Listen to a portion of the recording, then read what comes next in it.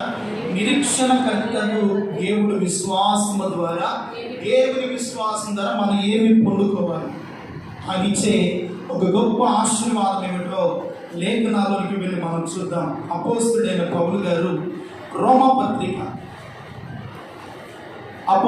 పౌలు గారు రోమీలకు రాసినటువంటి పత్రిక 15వ అధ్యాయం, ఇది మూలవాక్యంగా మనం చదువుకున్నాం. జాగ్రత్తగా దేవుని యొక్క మాటలు మనము గమనించాలి. బైబిల్ ఉన్నవారు బైబిల్ తెరిచి దేవుని వాక్యాన్ని చాలా జాగ్రత్తగా చూసి ఆ వాక్యానుసారంగా మనం జీవించడానికి మనము దేవునికి సజీవ యాగముగా సమర్పించుకుందాము గాక. చెప్పండి ఆమేన్. హల్లెలూయా. 15వ అధ్యాయము 13వ వాక్యాన్ని చదువుకున్నాం. కాగా మీరు పరిశుద్ధాత్మ శక్తిని పొంది విస్తారముగా నిరీక్షణ గలవారగుటకు నిరీక్షణకర్తయగు దేవుడు విశ్వాసము ద్వారా, ఇదిగో ఒకటి సమస్తమైన ఆనందముతోను, రెండవది సమాధానముతో మిమ్మల్ని నింపును గాక. చెప్పండి గట్టి ఆమేన్. ఆమేన్. హల్లెలూయా. ఈరోజున నిరీక్షణకర్తయగు దేవుడు సమస్త ఆనందమును మనకు అనుగ్రహించును గాక, సమస్త సమాధానముతో నింపును గాక. తరలు వంచండి, చిన్న ప్రార్థన చేసుకున్నా. దేవుడి లేఖనముల నుండి ఈరోజున మనతో కొద్ది నిమిషాలు బహుతేటగా బహుసూటిగా పరిశుద్ధాత్మ దేవుడు మనతో తన లేఖనముల ద్వారా ముచ్చరించి మనతో మాట్లాడినట్లుగా ఒక చిన్న ప్రార్థన, దేవుని ఆత్మ సహాయం కొరకు, దేవుని ఆత్మ నడిపింపు కొరకు ఒక చిన్న ప్రార్థన చేసుకున్నామండి. దేవుని పాదాలు సమర్పించుకున్నాం. సహోదరి రమక్ గారు చిన్న ప్రార్థన చేస్తారు. దేవుడి రోజున మనతో మాట్లాడినట్లుగా. హల్లెలూయా. దైవ సన్నిధిలో మనం ఆసక్తిగా ఉండాలి. ప్రార్థన అయిపోయిన వెంటనే ఏమనాలి? ఆమేన్. అంటే దేవుడు ఆ ప్రార్థన అంగీకరిస్తున్నాడు, ఆ ప్రార్థన దేవుడు ఆలకించాడని అర్థము. కనుక ఆమేన్ అనే మాట చాలా స్పష్టంగా బిగ్గరగా అందరూ కూడా కలిసి చెప్పే శ్రేష్టమైన పదము హల్లెలూయా. మంచిది. ఈ వాక్యాన్ని బట్టి దేవుడు మనకు ఈ రోజున మాట్లాడును గాక. ఈ రోజున నిరీక్షణకర్తకు దేవుడు విశ్వాసము ద్వారా మన జీవితంలో కలిగేది ఏమిటంటే, మొదటిది సమస్తమైన ఆనందము, రెండవది సమాధానముతో ఆయన మనల్ని ఏం చేస్తాడంట? నింపుతాడు. ఈ రోజున చాలా మంది కుటుంబాల్లో మనం గమనిస్తే ఆనందము కరువైపోతుంది. ఏం కరువైపోతుందండి? ఆనందము అరుదుగా కనబడుతుంది. కొన్ని కుటుంబాల్లో సమాధానంతో నింపబడలేని స్థితిలో ఉన్నారు. ఎవరయ్యా వీళ్ళంటే దేవుని మందిరానికి వచ్చే క్రైస్తవులే, దేవుని ఆరాధిస్తున్న వారే, దేవుని కలిగిన వారే, కానీ వారి బ్రతుకులో వారి జీవితంలో ఏమీ లేదంట, ఆనందము లేదు. ఆనందం ఈ లోకంలో ఎక్కడైనా దొరుకుతుందండి? ఎక్కడికి వెళ్ళినా ఆనందము కొరకు ఎన్ని తీర్థయాత్రలు మనం చేసిన ఆనందాన్ని దేవుడు ఇచ్చే దేవుడు మనకున్నాడు. ఎవరంటే ఆనందం ఇచ్చే దేవుడు? ఆనందాన్ని ఇచ్చే దేవుడు తప్ప మరి భూమి మీద ఏ నరుడు ఆనందాన్ని ఇవ్వలేడంట. దేవుడి స్తోత్రం చెప్పండి. మరి ఆనందం ఇచ్చే దేవుని ఎదుగు మనం రావాలా వద్దా? సమాధానంతో నింపే దేవుని ఎదుగు మనము రావాలా వద్దా? ఆయన సన్నిధిలో దేవుని స్తుతించాలా లేదా? ఆయన ఎంతగా తనివి తీరకుండా దేవుని స్తుతిస్తారో అంత ఆనందము దేవుడు నీ ఇంటిలో కుమ్మరించును గాక, అంత సమాధానం నీ బ్రతుకులు కుమ్మరించును గాక. కనుక ఆనందాన్ని దేవుడు మనకు అనుగ్రహించాలంటే, ఒకటి నిరీక్షణకర్తకు దేవుని ద్వారా విశ్వాసము ద్వారా ఆయనలో ఉన్న ఆనందాన్ని పొందుకుంటారు. అందుకని అపోస్తుడైన పౌలు అంటాడు, మీరు ఆనందించుడి, ఎల్లప్పుడూ ప్రభువునందు మీరు ఆనందించండి. మరలా చెప్తున్నాను, ఈ లోకములో దేని యందు కాదు, నా దేవుని యందు మీకు ఆనందము కలుగును గాక. దేవుని యందు మీకు ఏం కలుగుతుందంట? ఆనందము. దేవుని మందిరములో కుటుంబములో కలిసి రావడం ఆనందము, దేవుని సన్నిధిలో పాడి గణపరచడము ఆనందము, దేవుని మహిమపరచడము ఆనందము, దేవుని ఎలా కృతజ్ఞత కలిగి జీవించడము దేవుడు మన జీవితాలు ఇచ్చే గొప్ప ఆనందం అండి. దేవుని స్తోత్రం చెప్పండి. హల్లెలూయా. ఈ ఆనందాన్ని చాలా మంది కోల్పోతున్నారు. ఈ ఆనందానికి చాలా మంది దూరం అయిపోతున్నారు. అపోస్తలుడైన పౌలు గారు ఈ రోమా సంఘంతో మాట్లాడుతున్నాడు. మరలా మాట చదువుకున్నాం చూడండి. కాగా మీరు పరిశుద్ధాత్మ శక్తిని పొంది విస్తారమైన నిరీక్షణ గలవారు గుట్టకు, నిరీక్షణకర్తకు దేవుడు సమస్తమైన ఆనందముతోను సమాధానముతో మిమ్మల్ని ఏం చేస్తాడంట? నింపుతాడు. మన దేవుడు నిరీక్షణకర్త అయినటువంటి దేవుడు. ఆయన నమ్మిన పట్టుదమైనటువంటి మనము దేవుని యందు నిరీక్షణ ఉంచాలి, దేవుని యందు విశ్వాసం ఉంచాలి. ఆ విశ్వాసము దేవునిలో ఉన్న ఆనందాన్ని తీసుకొని వస్తుంది. దేవునికి మహిమ కలుగును గాక. దేవునిలో ఉన్న సమాధానాన్ని తీసుకొని వస్తుంది. ఈరోజు నా సమాధానమును అనుభవించాలి అన్నా, సమాధాన స్థితి నీ గృహంలో, నీ ఇంటిలో, నీ వ్యక్తిగత ఆత్మీయ స్థితిలో, నీ బిడ్డల బ్రతుకులో ఉండాలి అన్నా, నిరీక్షణ కర్తవు దేవుడి ద్వారా, విశ్వాసము ద్వారా ఆయన సమాధానము కానీ, ఆయన ఆనందాన్ని కానీ మనం అనుభవించగలుగుతాము. దేవుడి స్తోత్రం కలుగును గాక. ఒకవేళ నిరీక్షణ లేకపోయినా, విశ్వాసం లేకపోయినా దేవునిలో ఉన్నటువంటి ఆనందాన్ని మనం అనుభవించలేమంట. దేవునిలో ఉన్న సమాధానాన్ని మనం పొందుకోలేమంట. దేవునిలో ఉన్నటువంటి ఆశీర్వాదం మనం అనుభవించలేమంట. కాబట్టి దేవుని బిడ్డలారా, ఈ రోజున మనము విశ్వాసము ద్వారా పొందవలసిన ఆశీర్వాదం ఏమిటి అంటే, ఒకటి ఆనందము. ఆనందమే మహా భాగ్యం అండి. ఆనందము కలిగి ఉంటే ఆరోగ్యంగా ఉంటావు. బాధతో కుమిలిపోతూ, నిరాశలో, నిష్ప్రభలో, ఏదో ఒక సమస్యలో, బాధను బట్టో నీవు మానసికంగా ఆలోచిస్తే నీ హృదయంలో సమాధానం ఉండదు, ఆనందం ఉండదు. ఏదో పోగొట్టుకున్న స్థితిలో ఉన్నట్లుగా కనబడతావు. దేవుని బిడ్డలు అలా ఉండకూడదు. అది శ్రమ అయినా, బాధ అయినా ఎల్లప్పుడూ మనము మన దేవుని యందే ఆనందించడము కాక. ఎవరికైనా ఆనందించాలంట? దేవుని యందే ఆనందించాలి. అయితే దేవుని యందు ఎలాగో ఆనందించాలి? ఒకటి, మనం చదువుకున్నటువంటి లేఖనములో మనం చూస్తారంట, దేవుడు మనకిచ్చే ఆనందము ఎలాగో మనము పొందుకోగలుగుతామంటే, దేవుని రాజ్యం అంట భోజనము పానము కాదు. ఏమిటంటే భోజనము పానము కాదు. చాలా మంది భోజనము పానాన్ని బట్టి, వారు ధరించినటువంటి వస్త్రాలను బట్టి, వారు కలిగి ఉన్న దాన్ని బట్టి ఏం చేస్తారు? లోకములో ఆనందిస్తాము. వాటిని బట్టి సంతోషపడుతూ ఉంటారు. వాటిని బట్టి ఎంతగానో వారిలో వారే ఉప్పొంగుతూ ఉంటారు. అవంట ఏమాత్రమైన దేవునికి ఆనందకరమైనవి కావంట. ఏది దేవునికి ఆనందకరమైనదో ఒక్క మాట మనం చదువుకుంటేనంట, అదే రోమా పత్రిక 14వ అధ్యాయము 17వ వాక్యాన్ని చదువుకున్నాం. దేవుని రాజ్యము భోజనము పానము కాదు గాని నీతియు సమాధానమును పరిశుద్ధాత్మ యందలి ఆనందమునై ఉన్నది. గట్టిగా చప్పట్లు కొట్టండి అందరూ గట్టిగా. దేవునికి మహిమ కలుగును గాక. దేవుని రాజ్యము భోజనము పానము కాదు గాని నీతియు సమాధానము పరిశుద్ధాత్మ యందలి ఆనందమునై ఉన్నది. ఎవరి యందలి ఆనందము? పరిశుద్ధాత్మ దేవుని యందలి ఆనందము. దేవునిలో ఉంటే నీకు ఆనందము, లోకములో ఉంటే ఆనందము నీకు కలగదు. ఎక్కడుంటే ఆనందం కలుగుతుంది? చెప్పలేని రోజు తెలుసు. దేవునిలో ఉంటేనే ఆనందం, దేవునిలో ఉంటేనే సమాధానము. దేవునిలో ఉండి దేవునితోనే నడిస్తే పరిశుద్ధాత్మ యందలి దేవుని బట్టి నువ్వు ఆనందిస్తూ ఉంటావు. హల్లెలూయా. పరిశుద్ధాత్మ దేవుని యందు మనకేం కలుగుతుందంట? ఆనందము. ఈ రోజున భోజన పానాలు బట్టి దేవుడు చాలా మంది సంతోషపడుతూ ఉంటారు.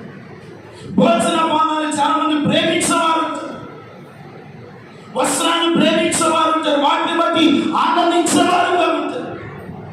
ఈ రోజున ఒక క్రైస్తవుడుగా, దేవుని కలిగిన బిడ్డలముగా, దేవుని ఆరాధిస్తున్నటువంటి బిడ్డలంగా ఈ రోజున మనం ఎరగవలసిన విషయం ఏమిటంటే, పరిశుద్ధాత్మ యందలి ఆనందము ఒకటి ఉంటుందని మనం గ్రహించాలి. దేవుని స్తోత్రం.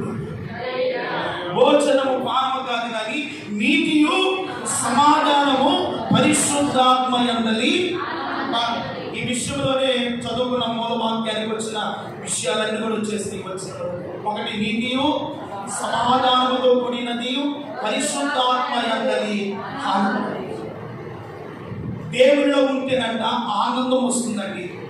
దేవునిలో ఉంటే ఆశీర్వాదింపబడతారు. దేవుని స్తోత్రం చెప్పండి. దేవునిలో లేకుండా లోకములో ఉండి లోకమున్న మనుషులతో కలిసి నువ్వు ప్రయాణము చేసినంత కాలము ఏ ఆనందాన్ని నువ్వు పొందుకోలేవు. ఒకవేళ లోకములో ఉన్న ఆనందము కొంతకాలం అనుభవించవచ్చేమో కానీ ఆ ఆనందమును దేవుని మహిమ ఎదుటకు నిన్ను తీసుకొని వెళ్ళదు. ఆనందము దేవుని ఎదుట నిన్ను తీసుకొని వెళ్ళదు. ఆ ఆనందము దేవునిలో కలిసి జీవించడానికి ఇష్టపడదు. ఈ రోజున మనం ఎరగవలసిన విషయము, భోజనము పానమును బట్టి సంతోషపడక పరిశుద్ధాత్మ యందలి దేవుని బట్టి మన హృదయములు నిత్యము ఉప్పొంగుచు ఆనందించబడును గాక. ఆయన ఆనందిస్తూ ఉంటేనంట, అందుకని భక్తులు ఎందరో దేవుని బట్టి ఆనందిస్తూ ఉన్నారంట. దేవుని స్తోత్రం చెప్పండి. వారికి కరువైనా, ఆపదైనా, శ్రమైనా, బాధైనా దేవుని బట్టి వారు ఆనందిస్తూ ఉన్నారంట. దేవుని స్తోత్రం చెప్పండి. రాత్రి ఇదిగో బందీ గృహలో బంధించబడి ఉన్నారు పౌలు శీలలు. వారంట ఆ బంధకాల మధ్యలో ఉండి, ఆ సంఖ్యల మధ్యలో ఉండి, వారి చేతులకు కాళ్ళకు బండలు బిగించినప్పటికీ దేవుని బట్టి ఆనందిస్తూ ప్రార్థిస్తూ ఉన్నారు, కీర్తనలు పాడుతున్నారు. పునాదులు సైతమే కుప్పకూలి పడిపోయాడు. దేవుని స్తోత్రం చెప్పండి. హల్లెలూయా. వారు శ్రమలో ఉన్నారని బాధపడలేదు, మేము సంఖ్యలతో బంధింపబడి ఉన్నామని బాధపడలేదు. బంధకాల్లో ఉన్న కూడా మా దేవుడు వీటి నుండి విడిపించడానికి, కాపాడడానికి, రక్షించడానికి మేము ఆరాధిస్తున్న దేవుడు, మేము ప్రకటిస్తున్న దేవుడు మా జీవితంలో అద్భుతములు చేయగల దేవుడని వారు నమ్మారండి. నమ్మారు సైతమే. వారు నమ్మి ప్రార్థిస్తూ స్తుతిస్తూ ఉండగా ఇదిగో సరసాలకు పునాదులు కుప్పకూలిపోయి మాత్రమే కాదు, సరసాల అధికారి ఖైదీలందరూ కూడా ప్రభుని రక్షకుడుగా అంగీకరించి వారి బంధకాలన్నీ తెగిపోయి బంధకాలన్నీ ఊడిపోయి ఇప్పుడు వారి జీవితంలో నిజమైన ఆనందం ఏమిటో అక్కడ అనుభవించారు. హల్లెలూయా. ఆనందాన్ని అప్పుడు అనుభవించాడు. అప్పటి వరకు ఆ సరసాల అధికారి జీవితంలో ఆనందం లేదండి. అక్కడ ఉన్నటువంటి ఖైదీలు మంచి పనులు చేసి జైలుకి వెళ్తారా, చెడ్డ పనులు చేసి వెళ్తారా? ఏదైనా మర్డర్ చేస్తూ, దొంగతనం చేస్తూ, హత్య చేస్తూ, ఇంకా ఏదైనా అనేకమైనటువంటి దోపిడీ పనులు చేస్తూ వారు జైలుకి వెళ్తారు. ఆ బంధకాల ఉండి కూడా వారు ఎన్నో సంవత్సరాలు, ఎన్నో దినాలుగా వారు బాధపడుతూ ఉన్నారు. ఎలాగ విడిపించబడాలి, ఎలాగ రక్షింపబడాలి, ఎలాగ బయటపడాలి, ఎలాగ నేను నా బిడ్డలను చూడాలని ఎంతో మంది ఎన్నో రకాలుగా ఆలోచించి ఉండొచ్చండి. కానీ పౌలు శీలలు వెళ్ళటం ద్వారా చెరసాల ఉన్న ఖైదీలకు, చెరసాల అధికారికి, వారింటి వారందరికీ రక్షణ భాగ్యము దేవుడు అనుగ్రహించి ఏ సమాధానం అయితే వారికి లేదో, ఏ ఆనందం అయితే వారు లేదో, దేవుడు తిరిగి ఆ ఆనందాన్ని వారి బ్రతుకులో నింపారంట. చప్పట్లు కొడుతూ దేవుడికి మహిమ కలుగునుగాక. సమాధానం నింపాడు. అందుకని మన దేవుడు ఎలాంటి వాడంటే, భోజనము పానాన్ని బట్టి మనం ఆనందపడక నీతియు సమాధానము పరిశుద్ధాత్మ యందలి దేవుని బట్టి మనం ఆనందించాలి. ప్రభువులోని ఆనందం ఉన్నదండి.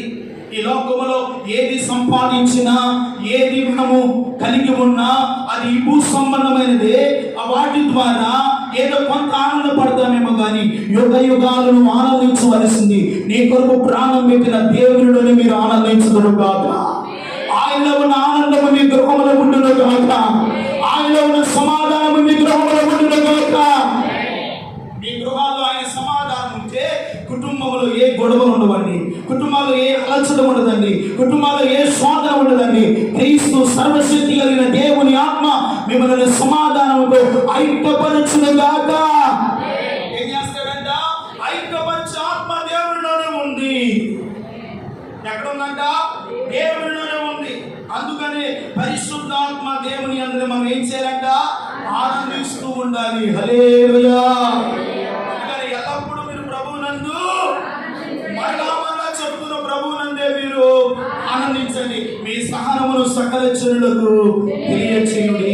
ఆయన సమీపముగా ఉండగా మీరు ఆయన వేడుకొనండి. ఆయన తగిన సమాధానము తగిన దీవెన మీ కుటుంబాలకు దయచేయునుగాక. ఆయన ఎలా ఉన్నాడంటే మనకు సమీపముగా ఉన్నాడంటే ఎలా ఉన్నాడండి? సమీపముగా. ఫిలిప్పీ పత్రిక 4వ అధ్యాయము 4వ వచనంలో మాట్లాడారు. ఆనందించుడి, మీ సహనమును సకల జనులకు తెలియచేయుడి. ప్రభువు సమీపముగా ఉన్నాడు. దేని గురించి మీరు చింతపడదు. వినండి. దేని గురించి మీరు ఒకవేళ ఆనందం లేదని చింతపడుతున్నావా? సమాధానం లేదని చింతపడుతున్నావా? కుటుంబంలో సరి అయిన ప్రశాంతత లేదని బాధపడుతున్నావా? ఇదిగో దేని గురించి మీరు చింతపడకుడి. ప్రతి విషయమందు ప్రార్థన విజ్ఞాపనల చేత కృతజ్ఞతాపూర్వకంగా ఈ రోజున మీ విన్నపాలు, మీ ప్రార్థనలు దేవుడు ఆలకించి సమాధానముతో మీ గృహమును నింపునుగాక. గృహములను దేవుడు ఎలా నింపుతాడంట? సమాధానం. ఒకవేళ ఎన్ని సంవత్సరాలు అయిందో మన కుటుంబంలో సమాధానం, ఆనందాన్ని చూసి ఈ రోజున దేవుని వాక్యమును బట్టి ఇదిగో దేని గురించి నువ్వు చింతపడుతూ బాధపడుతూ వస్తున్నావో నీ సహనమును సకల జనులకు తెలియచేయుడి. ఆయన మనకు ఎలా ఉన్నాడంట? సమీపములో ఉన్నాడండి. దేవునికి మహిమ కలుగునుగాక. మన దేవుడు నీ కుటుంబానికి సమీపముగా ఉన్నాడు.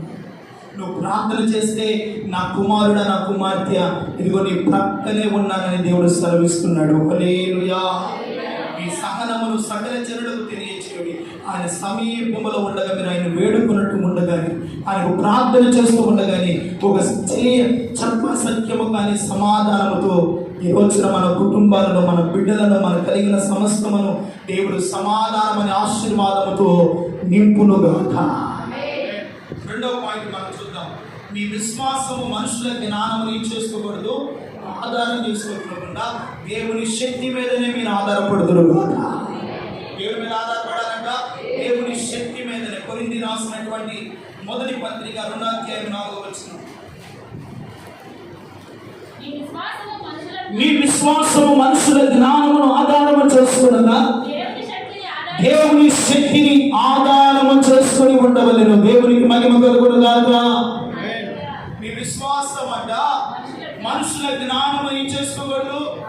ఒకవేళ నీ విశ్వాసం బట్టి ఇంతవరకు మనుషుల జ్ఞానమును ఆధారం చేసుకొని ప్రయాణం చేస్తున్నావు, మనుషులను నమ్ముకొని నీ ఆత్మీయ జీవితాన్ని నడిపించుకుంటున్నావు. ప్రియమైన వాళ్ళరా, మీ విశ్వాసము దేవుని శక్తి మీదనే ఆధారపడాలి. హల్లెలూయా. ఆధారపడాలంట దేవుని శక్తి మీద ఆధారపడాలి. దేవుని మీద మీరు ఆనుకోవాలి. దేవుని మీదనే మీరు విశ్వాసం ఉంచాలి. అది శ్రమ అయినా, బాధ అయినా, ఇరుకైన సమస్యలు ఎటువంటివైనా, అది బలహీనత అయినా దేవుని శక్తి మీద మీరు ఆధారపడినప్పుడు నీ బలహీనత నుండి, నీ రోగము నుండి, శ్రమల నుండి, దరిద్రత నుండి, ప్రతి విధమైన కీడు నుండి దేవుని శక్తి మిమ్మల్ని కాపాడునుగాక. దేవుని శక్తి మిమ్మల్ని ఏం చేస్తుంది? కాపాడుతుంది. కనుక మీ విశ్వాసము మనుషుల జ్ఞానమును ఆధారము చేసుకోకూడదు. మీ విశ్వాసము దేవుని మీదే ఉండాలి. హల్లెలూయా. ఎవరి మీద ఉండాలంటే మన విశ్వాసము దేవుని మీదే ఉండాలి. కనుక ఆనోకు విశ్వాసమును బట్టి దేవుని నమ్మి ఆయనతో కూడా నడిచాడు కనుకనే మరణము చూడకుండా వదిలిపోబడ్డాడు. ఆయన మీదనే విశ్వాసం ఉంచాడు. దేవుని స్తోత్రం చెప్పండి. ఆయన మీదనే ఆధారపడ్డాడు. ఆయన మీదనే విశ్వాసం ఉంచి ప్రయాణం చేస్తాడు కనుకనే ప్రియమైన వాళ్ళరా హానోకు దేవునితో సదాకాలం నడిచే వ్యక్తిగా ఉన్నాడు. దేవుని స్తోత్రం చెప్పండి. ఎక్కడ కుడి ఎడమలకు తొలగిపోకుండా దేవునికి ఇష్టడని సాక్ష్యాన్ని పొందుకున్నాడంట. దేవునికి మహిమ కలుగునుగాక. దేవునికి ఇష్టడని పొందుకున్నాడంట. సాక్ష్యము ఎప్పుడయ్యా సాక్ష్యం అంటే దేవుని శక్తి మీద, దేవుని విశ్వాసం మీద మీరు ఏం చేయాలంట? ఆధారపడాలి. దేవుని స్తోత్రం కలుగునుగాక. ఎక్కడ మానవ శక్తి మీద మీరు ఆధారపడాలి. మానవులు ఎటువంటి వాడంటే మరణానికి బలహీనులేనండి. కానీ బలహీనుల వైపు చూస్తే మనం ఏమైపోతాము? బలహీనమైతాం. అయితే బలవంతుడని యేసయ్య వైపు చూస్తే ఆయన ఏదో ఒక రకంగా ఏ శక్తి లేని స్థితిలో ఉన్నావో, ఏ స్వాధీన సమస్యలో ఉన్నావో, ఏ నిట్టూర్పు మధ్యలో ఉన్నావో, ఏ సమాధానం లేకుండా జీవితాన్ని గడుపుతూ ఉన్నావో, నీ బ్రతుకునంట ఆయన శక్తి మీద ఆధారపడితేనంట నా కుమారుడా నా కుమార్తె అని దేవుడు నిన్ను ధైర్యపరిచి మహిమ కొరకు తన ఉన్నతమైనటువంటి మార్గంలో స్థిరపరిచి నిన్ను కాపాడడానికి ఆయన సిద్ధముగా ఉన్నాడంట. దేవుని స్తోత్రం చెప్పండి. హల్లెలూయా. కనుక మన శక్తి దేవుని శక్తి మీద మనం ఏం చేయాలంట? ఆధారపడాలి. అప్పుడు ఆయన మీద ఆధారపడితే దేవుడు మనకి ఏమిస్తాడో తెలుసా? చూడండి, పేతురు రాసినటువంటి మొదటి పత్రిక 1వ అధ్యాయము 8వ వాక్యాన్ని మనం చూస్తే, మీరు ఆయనను చూడకపోయినను ఆయనను ప్రేమించుచున్నారు, ఇప్పుడు ఆయనను కనులారా చూడకయే విశ్వసించుచు మీ విశ్వాసములకు ఫలమును ఆత్మరక్షణ పొందుచు చెప్పనా సత్యమును మహిమాయుక్తమునైన సంతోషము గలవారై ఈ దినము నుండి మీరు ఆనందించుదురుగాక. సత్యము కానీ మహిమాయుక్తమైన సంతోషము గలవారై మీ విశ్వాసము ద్వారా మీరు ఆనందముతో నింపబడుదురుగాక.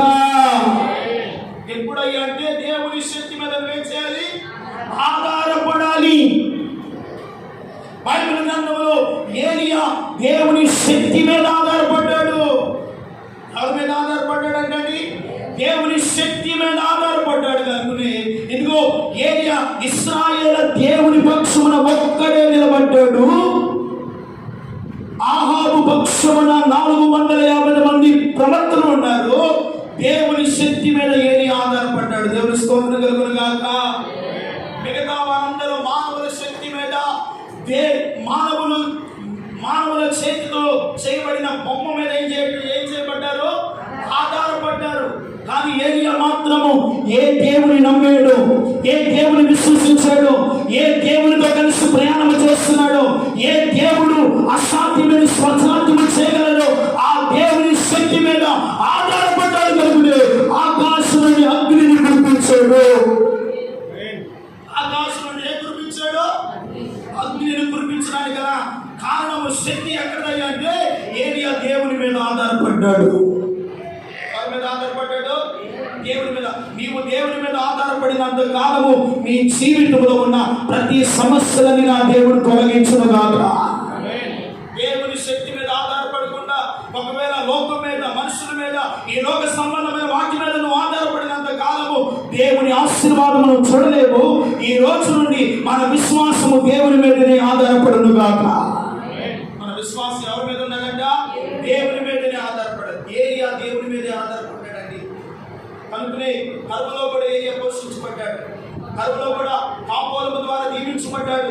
తనకు కావలసినటువంటి ఆకలిని దేవుడు తీర్చాడు. కారణం ఒకటే, ఏలియా దేవుని మీదే ఆధారపడ్డాడు. దేవుని స్తోత్రం చెప్పండి. హల్లెలూయా. కాబట్టి దేవుని పెట్టారా, మన విశ్వాసం అంటే దేవుని మీద ఏం చేయాలంట? ఆధారపడ్డాడు. ఏలియా కాలంలో ప్రవక్త అయినటువంటి ఎలీషా కాలంలోనంట ఒక తల్లి గారు వచ్చారంటే, దేవుని ఒక తల్లి తన పెనిమిటి యమన కాలంలో చనిపోతే తనకి ఇద్దరు ఉన్నటువంటి కుమారులను అప్పులు వారు తీసుకుని వెళ్ళబోతుంటే ఆ తల్లి తన ఇద్దరు కుమారులను తీసుకొని ప్రవక్త అయినటువంటి ఎలీషా దగ్గరికి వచ్చినాడు. దేవుని స్తోత్రం చెప్పండి. ఎవరి దగ్గరికి వచ్చినాడండి? ప్రవక్త అయిన ఎలీషా దగ్గరికి వచ్చాట. అయ్యా, నా యజమానుడు చనిపోయాడు, ఆయన ఎంత భక్తి గలవాడు నువ్వు ఎరిగి ఉన్నావు కదా. ఇప్పుడు అప్పులు వారు వచ్చారయ్యా, వారు నా ఇద్దరు కుమారులు తీసుకుని వెళ్ళబోతున్నాడు. వారే నాకు ఆధారం, వారే నా దిక్కుని బాధపడుతూ తనకున్నటువంటి ఆ దుఃఖానందు కూడా దైవచనుడితో వ్యక్తపరిచిందంట. దేవుని స్తోత్రం చెప్పండి. ఎప్పుడైతే దైవచనుడు చెప్పాడు, విశ్వాసం బట్టి నీ యొద్ద ఏమి ఉన్నది అడిగాడు. హల్లెలూయా. నీ యొద్ద ఏమి ఉంది? అయ్యా, నా దగ్గర ఒక నూనె ఉంటుందయ్యా. ఏమన్నాడండి? నూనె కుండ తప్ప నా దగ్గర ఏది కూడా లేదు. రిమెంబర్ లేదా? ఇంకా మీ ఊరిలో ఉన్న వారందరూ ఎందుకు తెలియదు, వారి దగ్గర ఉన్న పాత్రలన్నీ తీసుకుని రమ్మన్నాడు. దేవుని స్తోత్రం చెప్పండి. ఒకటి దైవచనుడి మీద ఆధారపడ్డది, 2 దైవచనుడి కంటే దేవుని మీద ఆధారపడి దైవచనుడి వద్దకు వెళ్తే నాకు ఏదైనా సహాయిస్తాడు, ఏదైనా సమాధానం ఇస్తాడని విశ్వాసముతో వెళ్ళింది. కనుక ప్రియమైన వాళ్ళరా, దైవచనుడు విశ్వాసముతో నీ ఊరిలో ఉన్న వారి వద్దకు వెళ్ళి వారి దగ్గర ఉన్న పాత్రలన్నీ తీసుకుని రమ్మన్నాడు. దేవుని స్తోత్రం చెప్పండి. ఆ పాత్రలను తీసుకుని వచ్చింది. మీ దగ్గర ఉన్నటువంటి ఆ నూనె పాత్రలన్నింటిలో కొంచెం కొంచెం నింపమన్నారు. ప్రియమైన వారలారా, ప్రవక్త చెప్పినట్లుగా విశ్వాసమును బట్టి దేవుని మీద ఆమె ఆధారపడింది కనుకనే ఆ పాత్రల నిండా దేవుడు నూనెతో నింపారంట. చప్పట్లు కొడుతూ దేవునికి మహిమ కలుగునుగా. నింపబడిన తర్వాత దైవచనుడి దగ్గరికి మళ్ళీ వెళ్ళింది. అయ్యా, నువ్వు చెప్పినట్లుగానే పాత్రలు తీసుకుని వచ్చాను. ఇదిగో మీరు చెప్పినట్లుగా నేను నమ్మాను, విశ్వసించాను. నా పాత్రని నేను ఎక్కుబడి అయ్యా, నేనేం చేయమంటావయ్యా? వెళ్ళి ఆ నూనె ఆ పాత్రల కుండలన్నీ మీరు అమ్ముకొని మీ అప్పులన్నీ తీర్చుకోమన్నాడు. దేవుడి స్తోత్రం చెప్పండి. మీ అప్పులన్నీ కూడా తీర్చుకోమన్నాడు. ఇంకా మిగిలినవి ఏం చేయాలి అంటే, నీవు నీ బిడ్డలు సంతోషముతో సమాధానంతో తిని తృప్తిగా ఉన్నానని చెప్పాడు. దేవుని స్తోత్రం కలుగును గాక. ఆమె విశ్వాసమును బట్టి ఆమె సమస్య నుండి, ఆమె బాధ నుండి, ఆమె కన్నీళ్ళ నుండి విడిపించబడడానికి గల కారణము ఆమె విశ్వాసము దేవుని మీద ఆధారపడిందంట. హల్లెలూయా. నీ విశ్వాసం కూడా దేవుని మీద ఆధారపడితే అది కరువై అయినా, ఆపద అయినా, శ్రమ అయినా, బలహీనత అయినా నిశ్చయముగా దేవుని శక్తిలో ఉన్న ఒక గొప్ప ఆశీర్వాదము పరిశుద్ధాత్మ దేవుని రోజున మీ కుటుంబాల్లో సమృద్ధిగా నింపునుగాక. ఆమె అప్పులు తీర్చిన దేవుడు మీ అప్పులు కూడా దేవుడు తీర్చునుగాక. ఆమె కన్నిటిని తుడిచిన దేవుడు మీ కన్నిటిని ప్రభు తుడిచునుగాక. మీ విశ్వాసము దేవుని శక్తి మీదనే నిత్యము ఆధారపడి ప్రయాణం చేయదురుగాక. మూడవది, నిత్యమైన ఆదరణతో శుభప్రదమైన నిరీక్షణతో ఈ దినము నుండి దేవుడు మనం నడిపించబోతున్నాడు.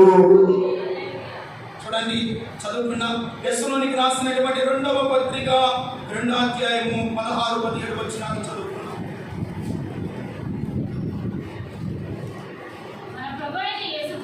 మన ప్రభువైన యేసుక్రీస్తును మనల్ని ప్రేమించి కృపచేత నిత్యమైన ఆదరణయు శుభ నిరీక్షణయు అనుగ్రహించిన మన తండ్రి అయిన దేవుడును మీ హృదయములను ఆదరించి, హల్లెలూయా, మీ హృదయములను దేవుడు ఈ రోజున ఆదరించబోతున్నాడు. హల్లెలూయా. ఎలాగంటే నిత్యమైన ఆదరణయు శుభ నిరీక్షణయు అనుగ్రహించిన మన తండ్రి అయిన దేవుడు మీ హృదయములలో ఆదరించునుగాక. మీ హృదయములను దేవుడు ఏం చేస్తున్నాడు? ఆదరిస్తున్నాడు. సమస్యను బట్టి ఆదరణ లేకుండా ఇస్తానని వచ్చింది. మీకున్నటువంటి బాధను బట్టి, బలహీనతను బట్టి, ఒక ఏదో ఆదరణ లేని స్థితిలో, ఏదో నెమ్మది లేని స్థితిలో, ఏదో పోగొట్టుకున్న స్థితిలో ఈ రోజున మందిరానికి వచ్చావు కదా. దేవుడు బిడ్డరా, సమస్తమైన నిత్యమైన ఆదరణతో మీ హృదయములను దేవుడు నింపునుగాక. దేవుడే మిమ్మల్ని ఆదరించునుగాక. మన దేవుడు ఎటువంటి వాడంటే ఆదరణ లేని సమయంలో ఆదరణకర్తగా నిలిచే దేవుడు. దేవుడు బిడ్డ, నీకున్న బలహీనత బట్టి నువ్వు బాధపడుతూ వచ్చావు. ఏదో సమస్యతో నువ్వు బాధపడుతూ, ఏదో హృదయంలో ఏదో ఒక గలిబిలి విచారణతో బాధతో ఈ స్థలానికి వచ్చావు. ఈ రోజున దేవుడు అంటాడు, నిత్యమైన ఆదరణ శుభ నిరీక్షణయు మన తండ్రి అయిన దేవుని ద్వారా మీ హృదయములను ఆయన ఏం చేయబోతున్నాడంట? ఆదరించి సమాధానంతో నింపబోతున్నాడు. మీ హృదయములను దేవుడు ఆదరించబోతున్నాడు. అందుకని 54వ కీర్తన అంటాడు, క్షమించిన 54వ అధ్యాయం యెషయా గ్రంథం 11వ వచనం అంటాడు, ప్రయాసపడి గాలివాన చేత కొట్టబడి ఆదరణ లేకుండా దానా. దేవుని స్తోత్రం చెప్పండి. ఈరోజు ఎన్నో ప్రయాసలు, ఎన్నో బాధలు, ఎన్నో కష్టాలు, ఎన్నో ఇరుకు ఇబ్బంది, ఎన్నో సమస్యలు ఈ రోజున మన జీవితాల్లో ఉన్నాయి. లేవంటానికి లేవండి, ఏదో ఒక సమస్య ఉన్నది. కానీ ప్రయాసపడుతున్నావు. మన ప్రయాస గాలికే ప్రయాసపడుతున్నట్లుగా కనబడుతుంది. ఆదరణ లేకుండా ఉన్నదానా, నీలాంఛనములతో నీ కట్టడములను నేను కట్టెదను, నీలములతో నీ పునాదులు వేయుదును, మాణిక్యములతోనూ సూర్యకాంతములతోనూ నీ గుమ్మములను నేను కట్టెదను. దేవుని స్తోత్రం కలుగునుగాక. నీ గుమ్మములను నేను స్థిరపరచదను, మీ ఆత్మీయులను నేను బలపరచదను. నీ పిల్లలు యెహోవా చేత ఉపదేశమునందుదురు, మీ పిల్లలకు అధికమైన విశ్రాంతి కలుగును, నీవు నీతి గలదానమై స్థాపించబడతావు. నువ్వు భయపడనక్కర్లేదు. బాధించు వారు నీకు దూరముగా నిలుచుదురు. హల్లెలూయా. ఏ శత్రువు నిన్ను బాధిస్తూ ఉన్నాడు, ఏ శ్రమ నిన్ను బాధిస్తూ ఉందో, ఏ బలహీనత నిన్ను బాధిస్తూ ఉందో, ఏ సమస్య నిన్ను వేధిస్తున్నాయో, బాధించే శత్రువు నీకు దూరముగా నిలుచును గాక. బాధించే సమస్య నీకు దూరముగా కాలిపోవును గాక. బాధించే ప్రతి కీడు శోధన నీకు దూరముగా తొలగిపోవును గాక. దేవుడు నీరాశ్రమలతో నీ పునాదులు కడతాడు. సూర్యకాంతములతో నీ గొప్పలను స్థిరపరుస్తాడంట. దేవుడే నిన్ను సమస్తమైన ఆదరణతో నింపును గాక. దేవుడు మిమ్మల్ని దేవుడితో నింపబోతున్నాడు. 3వ పాయింట్, సమస్తమైన ఆదరణతో నింపుతాడు. 1, దేవుని రాజ్యము భోజనము పానము కాదు, పరిశుద్ధ ఆత్మ యందలి దేవుని యందలి ఆనందం. దేవుడిలోనే 1 మనం ఏం చేయాలంట? ఆనందించాలి. 3వది, మీ విశ్వాసము మనుషుల జ్ఞానమును ఆధారము చేసుకున్నట దేవుని శక్తి మీదనే మీ విశ్వాసం ఉండుగాక. 3వది నిత్యమైన ఆదరణ శుభ నిరీక్షణయు తండ్రి అయిన దేవుని ద్వారా మీ హృదయములను ఆదరిస్తాడు. దేవుని స్తోత్రం కలుగును గాక. మన తండ్రి ఎవరంటే మన హృదయములను ఆదరించే దేవుడు. దిగులు పడుతున్న వేళలో, కృంగిన వేళలో, బలహీనత సమయంలో నా కుమారుడు నా కుమార్తె అని మన ప్రక్కనే వచ్చి మనల్ని ఎత్తుకుని మనల్ని ఆదరించే దేవుడు. చప్పట్లు పడుతూ దేవునికి మహిమ చెల్లిద్దామా? హల్లెలూయా. మన ఆదరించే దేవుడు. ఒక తల్లి వలె, ఒక తండ్రి వలె చాలా చక్కని పెట్టుకొని మన పిల్లవాడు ఏడిస్తే ఏం చేస్తామంటే వాడిని ఆడిస్తూ లాడిస్తూ చందమామ రావే జాబిలి రావే పాట పాడుతూ వాడిని ఆదరిస్తూ ఓదారిస్తాం కదా. అంతకంటే నిత్యమైన ఆదరణ దేవుడి రోజున మీ కుటుంబాల్లో వచ్చునుగా. ఆయన ఆదరిస్తాడు. ఆయన మనల్ని చక్కనెత్తుకొని ఇచ్చేస్తాడంట. ఆదరిస్తాడు, బలపరుస్తాడు, ఓదారిస్తాడు, ధైర్యపరుస్తాడు. నేనున్నాను నా కుమార్తె, భయపడకు. బాధించు వారిని ఎలా ఉంటారంట? దూరముగా ఉంటారు. భీతి నీకు దూరముగా ఉండను. నువ్వు సిగ్గుపడనక్కర్లేదు. నీ విశ్వాసం మనకు తగినట్లుగా నీకు సమాధానం అనే ఆదరణ దేవుడు మీ కుటుంబాల్లో ఉంచునుగా. 4వది చెప్పి నేను ముగిస్తాను. ఉత్తమమైన ఉపకారములు మనం చేయాలంట. ఏం చేయాలంట? ఉత్తమమైన ఉపకారం చేసే దేవుడు ఏ రీతిగా మనం ఆదరిస్తాడు. ఒక మాట చదువుకున్నాం. కొరింథీయులకు రాసినటువంటి 2వ పత్రిక 9:8 వచ్చి, మరియు మీరు అన్నిటిని ఎల్లప్పుడూ మీలో మీరు సర్వ సమృద్ధి గలవారై ఉత్తమమైన ప్రతి కార్యము చేయుటకు దేవుడు మీ ఎడల సమస్త విధములైన కృపను విస్తరింపచేయునుగాక. సమస్త విధములైన కృపను ఏం చేస్తాడంట? విస్తరింపజేస్తాడు. ఆయన కృపను విస్తరించాలి.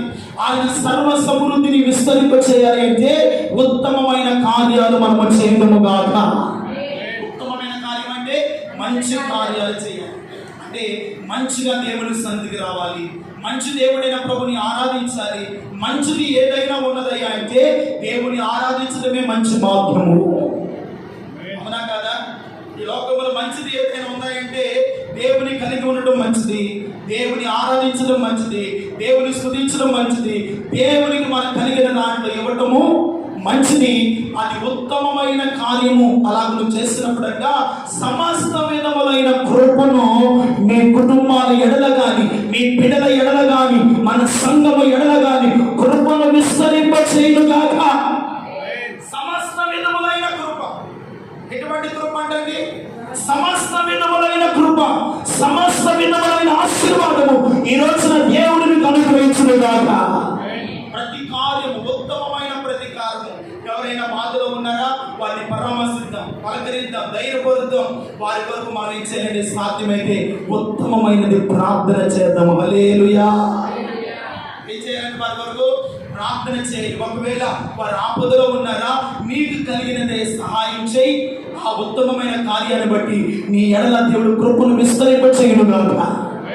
ఏం చేస్తాడు? నీ ఎడల దేవుడు కృపను విస్తరింపజేస్తాడు. నాకేం పట్టిందిలని మౌనంగా కూర్చోదు కాదు. ఒక సహవాసంలో ఉన్న మనము, ఒక సంఘ సహవాసంలో, ఒక శరీరంలో, ఒక రక్తంలో పాలుభాగస్వాములం అవుతున్న మనము ఎలా ఉండాలంటే ఒకరినొకరు ఉత్తమమైన కార్యాలు చేయాలండి. ఏం చేయాలంటే ఒకరినొకరు ఉత్తమమైన కార్యాలు చేయాలి. ఒకరినొకరు బలపరుచుకోవాలి, ఒకరినొకరు ధైర్యపరచుకోవాలి, ఒకరి కొరకు ఒకరు ప్రార్థన చేసుకోవాలి. ఒకరు ఆపదలో ఉంటే నీకు కలిగిన దాన్ని చేయొద్దు నీవు. దాన్ని బట్టి దేవుడు అంటే నీ ఎడల ఏం చేస్తాడంటే సమస్త విధములైన కృపను విస్తరింపజేస్తాడు. నీకు కలిగినదే, లేనిది కాదండి, మనకు కలిగినదే. ఒకవేళ ఆకలితో ఉన్నారా, ఆహారం పెట్టడం. ఒకవేళ వస్త్రహీనులుగా ఉన్నారా, కలిగిన దాంట్లో వస్త్రం ఇద్దాం. ఒకవేళ ఆర్థిక సమస్యతో ఉన్నారా, మీ దగ్గర ఉన్నటువంటి ఒక రూపాయలు వారికి ఇచ్చి సహాయపడగలిగితే దేవుడు ఎడలంట సమస్త విధములైన కృపను ఏం చేస్తాడంట, విస్తరింపజేస్తాడు. దాన్ని చేసిన దానికంటే రెట్టింపైన ఆశీర్వాదము దేవుడు నీ కుటుంబానికి ఇచ్చును కదా. రెట్టింపైన దీవెనిస్తాడు. రెట్టింపైన ప్రతిఫలాన్ని దేవుడు సన్నిధిలో పొందుకుంటాం. ఎందుకో పరిశుద్ధాత్మ దేవుడు నా బిడ్డలకి చెప్పున్నాయినా, నా బిడ్డలు నాకు ఆదరింపబడాలి, పోషింపబడాలి, దీవింపబడాలి. నాలో ఉన్నటువంటి విశ్వాసము ద్వారా వారు నాలోని ఆనందించాలి. అప్పుడు నేను సమాధానముతో వారిని నింపుతానన్నాడు. దేవుని స్తోత్రం చెప్పండి. హల్లెలూయా.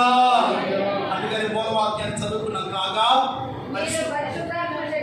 పరిశుద్ధాత్మ శక్తిని పొంది విస్తారముగా నిరీక్షణ గలవారు, నిరీక్షణకర్తకు దేవుడు విశ్వాసము ద్వారా సమస్తమైన ఆనందముతోను సమాధానముతో మిమ్మలను నింపునుగాక. హల్లెలూయా.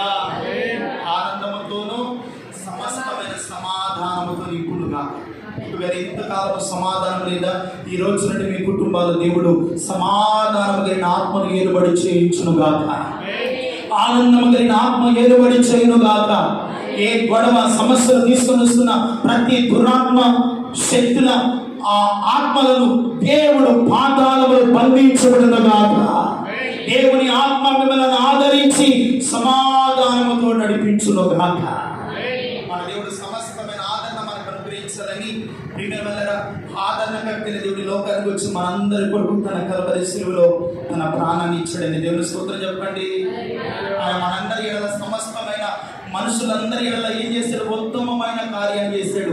ఏమిటయ్యా ఉత్తమమైన కార్యం అంటే శిలువలో ప్రాణం పెట్టడమే ఉత్తమమైన కార్యం. హల్లెలూయా. ఆయన రక్తము చిందులోనే ఉత్తమమైన కార్యం. ఆయన ప్రాణం పెట్టకపోతే ఈరోజు నీ రక్షణ వచ్చేదండి, ఈ రోజున పరిశుద్ధుల సహవాసం ఉండేదండి, ఈ రీతిగా దేవుని ఆరాధించే సంతోషము సమాధానం ఉండేదా? యేసయ్య మన కొరకు మానవాళ్ళందరి కొరకు ఉత్తమమైన తన ప్రాణాన్ని ఇచ్చాడంట. హల్లెలూయా. కనుక మనకు దేవుని తగినట్లుగా ప్రాణము పెట్టకపోయినా మనకు కలిగిన దాంట్లో ఇతరుల కొరకు ప్రార్థన చేద్దాం, ఆదరిద్దాం, ధైర్యపడదాం, మన దగ్గర ఉన్నది సహాయపడదాం. దేవుడు అప్పుడంతా సమస్త విధమైన కృపా సమృద్ధిని ఆశీర్వాదం మీ కుటుంబాల్లో ఉంచునుగాక, మన సంఘములో ఉంచునుగాక. మన వ్యక్తిగత ఆత్మీయ జీవితంలో సమస్త విధములైన కృపను మన ఎడల విస్తరింపజేసి దినదినము దేవుడు మనందరినీ కాపాడి నడిపించునుగాక. ఆమేన్. ఇది కొద్ది మాటలు దేవుడు తన వినికిలో జ్ఞాపకం చేసుకొని మన హృదయంలో దేవుడు స్థిరపరిచి వాక్యానుసరమైన అనుభవాలతో దేవుడు సంఘమును మనల్ని నడిపించునుగాక. ఆమేన్. ప్రార్థించండి.